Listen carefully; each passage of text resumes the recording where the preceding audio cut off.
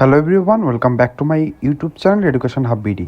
আজকের ভিডিওতে আমরা জানবো ঈদ উল ফিতরের আগেই আমরা নবম পে স্কেলটি গ্যাজেট আকারে পেতে চলেছি কিনা, সর্বশেষ কী কী আপডেট রয়েছে পে স্কেল নিয়ে সেটি আপনাদেরকে জানিয়ে দিব। আপনারা জানেন যে পে স্কেল নিয়ে সকল ধরনের সত্য এবং অথেন্টিক এবং জল না মেশানো সত্য নিউজটি আপনার কাছে পরিবেশন করে থাকে এই ইউটিউব চ্যানেলটি। তাই বলবো, যারা প্রথম এসেছেন অথবা এখনও ইউটিউব চ্যানেলটি সাবস্ক্রাইব করেনি, দয়া করে ইউটিউব চ্যানেলটি সাবস্ক্রাইব করে দিবেন, ভিডিওটিতে একটি লাইক করে দিবেন এবং কমেন্ট বক্সে আলহামদুলিল্লাহ লিখতে ভুলবেন না, কারণ আমরা জানি মহান আল্লাহ চাইলে ঈদ উল ফিতরের আগে আমরা নবম পে স্কেলটি বাস্তবায়ন হতে দেখতে পারবো। নবম পে স্কেলটি গ্যাজেট হয়ে গেলে আমাদের ঈদের আনন্দ কয়েকশো গুণে বেড়ে যাবে, আমরা সেটিই চাই। এজন্য কমেন্ট বক্সে সবাই আলহামদুলিল্লাহ লিখে যাবেন। তাহলে চলুন দেরি না করে আমরা উত্তরটি জেনে নিই যে ঈদ উল ফিতরের আগে আমরা নবম পে স্কেল পাচ্ছি কি পাচ্ছি না।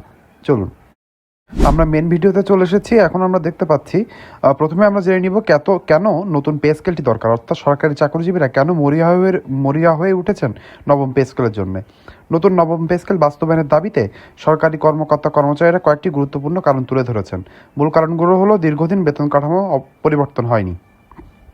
সাধারণত প্রতি 5 বছর অন্তর অন্তর নতুন পে স্কেল ঘোষণার প্রচলন থাকলেও 2015 সালের পর প্রায় 11 বছর ধরে নতুন কোনো বেতন কাঠামো ঘোষণা হয়নি।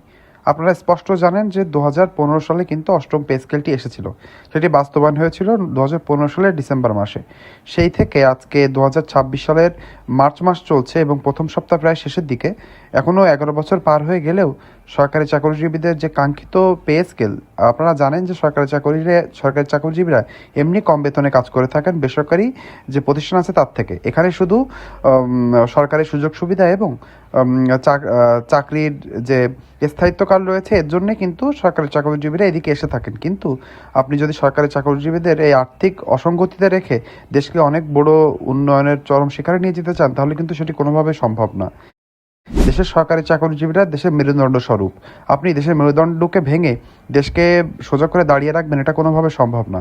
এজন্যে সরকারি চাকরিজীবীদের অতিরিক্ত কোনো অর্থ দেওয়ার প্রয়োজন নেই। তাদের পরিবারের 5 থেকে 6 জন সদস্যদের নিয়ে খেয়ে পরে বেঁচে থাকতে যতটুকু প্রয়োজন ততটুকু যদি সরকারি চাকরিজীবীদেরকে না দেওয়া হয়, তাহলে তো সরকারি চাকরিজীবীরা কোনোভাবেই তাদের কাছ থেকে কাঙ্ক্ষিত যে সেবাটি রয়েছে সেটি তো পুরো দেশের জনগণ পাবে না। এজন্যে নবম পে স্কেলটি খুবই প্রয়োজন হয়ে পড়েছে। সরকারি চাকরির আকর্ষণ কমে যাচ্ছে। বর্তমানে বেতন কাঠামো বাস্তবতার সঙ্গে সামঞ্জস্যপূর্ণ না হয় মেধাবী তরুণদের মধ্যে সরকারি চাকরির প্রতি আগ্রহ কমছে। আপনারা জানেন কিন্তু এখন বেশিরভাগ মেধাবীরা, বিশেষ করে বড় বড় ইউনিভার্সিটি থেকে যারা পাস আউট হয়, তারা কিন্তু চেষ্টা করছে বেসরকারি খাতে, তা নাহলে দেশ থেকে বেরিয়ে যেতে। আপনি দেশের মেধাবীদেরকে দেশের বাইরে পাঠিয়ে দেশকে কোনোভাবেই কিন্তু বড় করে তুলতে পারবেন না। দেশের মেধাবীদেরকে দেশেই কাজে লাগাতে হবে। বিশেষ করে সরকারের বিভিন্ন সেক্টর রয়েছে যেখানে দেশের মেধাবী শিক্ষার্থীদের দরকার। আপনি যদি এখানে অল্প বেতন দিয়ে রাখেন, তাহলে কোনো মেধাবী শিক্ষার্থী কিন্তু এখানে আসবে না। তারা তাদের মেধা বাইরে বহির্বিশ্বে নিয়ে যাবে, সেখানে তারা অতিরিক্ত অর্থ পাবে। কিন্তু আপনি যদি এখানে একটু সুযোগ সুবিধা না বৃদ্ধি করেন, তাহলে কিন্তু মেধাবীরা কখনোই আকৃষ্ট হবে না। প্রশাসনিক কার্যকারিতা বাড়াতে যথাযথ বেতন ও সুযোগ সুবিধা নিশ্চিত করা হলে কর্মচারীদের মনোবল ও কর্মস্পৃহা বাড়বে, যা সরকারি সেবার মান উন্নত করবে। এটা আমরা আগেও বলেছি যে সুযোগ সুবিধা বাড়লে কিন্তু অবশ্যই সরকারি যে সার্ভিসগুলো রয়েছে, যে সেবাগুলো রয়েছে, সেগুলোর মান অনেক বেড়ে যাবে। সামাজিক নিরাপত্তা ও অর্থনৈতিক স্থিতিশীলতা। সরকারি কর্মচারীরা জীবনমান উন্নত হলে তা জাতীয় অর্থনীতি ও সামাজিক স্থিতিশীলতার ইতিবাচক প্রভাব ফেলবে। আপনারা জানেন সরকারি চাকরিজীবীরা কিন্তু দেশের হয়ে কাজ করে থাকেন এবং তারা দেশের ভিতরেই থাকেন। আপনি যখন তাদের কাছে একটু অতিরিক্ত অর্থ তুলে দেবেন, তারা কিন্তু সেটি নিয়ে বাজারে খরচ করবে।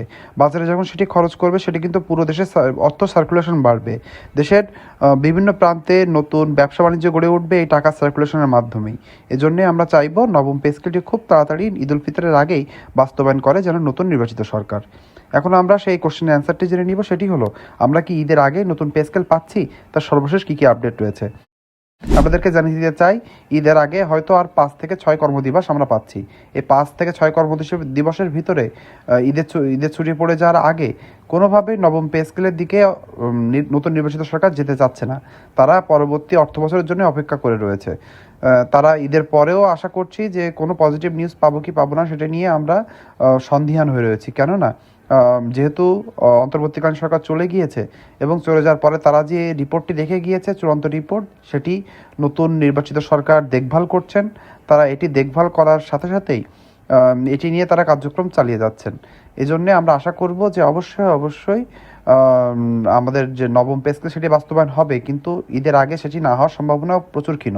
তারপরেও আমরা জেনে নিব সর্বশেষ কী আপডেট রয়েছে। সম্প্রতি সময়ে সরকারি কর্মচারী সংগঠনগুলো ঈদ উল ফিতরের আগেই নবম পে স্কেল গ্যাজেটের প্রকাশের দাবি জানিয়েছে। সর্বশেষ যে তথ্য জানা গেছে, সরকারি কর্মচারীদের সংগঠনগুলো প্রধানমন্ত্রীর কার্যালয় সহ বিভিন্ন মন্ত্রণালয়ের স্মারকলিপি দিয়েছে। স্মারকলিপিটি হলো নতুন নবম পে স্কেল ঈদ উল ফিতরের আগে বাস্তবায়ন করার। তারা 15 মার্চের মধ্যে নবম পে স্কেল গ্যাজেট প্রকাশের দাবি জানিয়েছে। প্রস্তাবে সর্বনিম্ন বেতন 35,000 টাকা নির্ধারণের কথা বলা হয়েছে। নতুন পে স্কেল 12টি গ্রেড ও 1:4 অনুপাতে বেতন অনুপাত রাখার প্রস্তাবনা দেওয়া হয়েছে। সেখানে ভাতা বৃদ্ধির প্রস্তাবনা দেওয়া হয়েছে।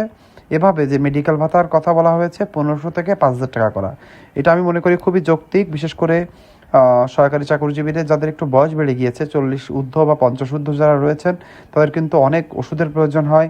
তাদের চিকিৎসার জন্য একটি স্পেশালিস্ট ডাক্তারের কাছে গেলে ভিজিটিং ফি 1500 টাকা লাগে। তাদের জন্য ওষুধ থাকে, তাদের টেস্ট করতে হয়, কোনো রোগ হলে তার জন্যে ট্রিটমেন্ট নিতে হয়, পুষ্টিসম্মত খাবার খেতে হয়। সেগুলো নিয়ে 1500 টাকা আমি মনে করি মেডিকেল ভাতা কোনোভাবেই সেটি গ্রহণযোগ্য না। সেটি 5,000 টাকা করার অনুমতি করা বলা হয়েছে। যাতায়াত টিফিন ভাতা 3,000 টাকার কথা বলা হয়েছে। সন্তান প্রতি শিক্ষা সহায়ক ভাতা 3,000 টাকা করার কথা বলা হয়েছে। বাড়ি ভাড়া ভাতা মূল বেতনের 80% করার কথা বলা হয়েছে। আমি মনে করি এটি খুবই একটি ভালো প্রস্তাবনা দেওয়া হয়েছে। আমরা জানি যে এখন পুরো দেশেই বাড়ি ভাড়ার যে পর্যায়ে রয়েছে সেটা কত উপরে চলে গিয়েছে। আপনি 2 রুমের একটি বাড়ি একটু শহরের দিকে হলে 15,000 টাকা নিচে পাবেন না। তাহলে আপনি 10 থেকে 15,000 টাকা যদি আপনার শুধু বাড়ি ভাড়াতে চলে যায়, তাহলে একটা 11 থেকে 20তম গ্রেডের সরকারি চাকরিজীবীরা কীভাবে এই বাড়ি ভাড়া অ্যাফোর্ড করবে? এজন্য বাড়ি ভাড়া মূল বেতনে 80% আমি মনে করি এটা খুবই যুগোপযোগী দাবি হয়েছে। অতিরিক্ত কিছু দাবির কথা বলা রয়েছে, যেটি হলো চাকরি প্রবেশের বয়স 35 বছর করার, অবসরের বয়স 62 বছর করা। আমি মনে করি এটি খুবই ভালো একটি সিদ্ধান্ত নেওয়া হচ্ছে। আমরা জানি দেশের গড় আয়ু কিন্তু বেড়ে চলেছে। সেখানে যদি অবসরের বয়স 62 বছর রাখা হয়, আমি মনে করি সেটি খুবই ভালো হবে। সেক্ষেত্রে দেখা যাবে সরকারি চাকরিজীবীরা কিছু এক্সট্রা সময় পাবে। আবার হচ্ছে আপনি 25 বছরের পরে স্বেচ্ছায় অবসর নেওয়ার সুযোগ তো থাকছেই। এজন্য আমি মনে করি অবসরের বয়স 62 বছর করলে সেটি খুবই ভালো একটি সিদ্ধান্ত হতে পারে। আপনার কাছে সিদ্ধান্তটি কেমন হবে অবশ্যই কমেন্ট বক্সে লিখে জানাবেন। বিজয় দিবস ভাতা চালু করার একটি নতুন ভাতা চালু করার কথা বলা হয়েছে। বৈশাখী ভাতা যেটা আমরা 50% হারে পেয়ে থাকি, সেটাকে 100-তে উন্নীত করার কথা বলা রয়েছে। তবে এখন পর্যন্ত সরকার আনুষ্ঠানিকভাবে নতুন পে স্কেল ঘোষণা করেনি। দাবি পূরণ না হলে কর্মচারীরা বড় কর্মসূচিতে যাওয়ার ইঙ্গিত দিয়েছেন। তার মানে আমরা স্পষ্টভাবে জেনে গেলাম যে নতুন রাজনৈতিক সরকার আর 5 থেকে 6 কর্মদিবস রয়েছে ঈদের আগে। তার আগে পে স্কেলটি আসার সম্ভাবনা খুবই ক্ষীণ। যদি আল্লাহ চায় অবশ্যই এটি সম্ভব, কিন্তু নতুন নির্বাচিত সরকার এসে অন্তর্বর্তীকালীন সরকারে রেখে দেওয়া যে রিপোর্টটি রয়েছে সেটি নিয়ে দেখভাল করছেন। আমরা আশা করছি খুব তাড়াতাড়ি একটি সুখবর পেয়ে যাব নবম পে স্কেল রিলেটেড।